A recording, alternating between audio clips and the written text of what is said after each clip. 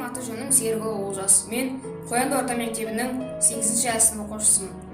Менің тыңдаған өлеңім «Дүние бос қалды ғой сен кеткелі». Авторы Фариза Оңғарсынова. Дүние бос қалды ғой сен кеткелі, күлегеш, достарды қой жер көктегі. Ешбірі өзіңдей боп жүрегімді шаттықтан не қайғыдан кернетпеді. Ұйқыдан сен деп аштым жанарымды, сенделдім, белден астым дарашыңды. Көңілім құздан құлап, жүрмін ессіз, жаутаңдап, жетім қалған бала құрлап.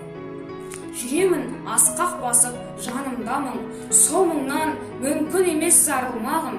Сезсең де сезгің келмей жүрсің бәрін, ал мен де біле көрдім, жалынбадым. Қақшиып жүрген болам, күлген болам. Сенім жоқ, төсек аяз, түндер боран. Оны тек сен білесің, мен білемін. Оқшы деп кірістірем күндерді оған. Қаптаған жан күйімді мұнау. Мен үшін аспан мен жер тұман құрау. Өзіңді білсем егер, өзіңді мен ешқашан жек көре алмаймын.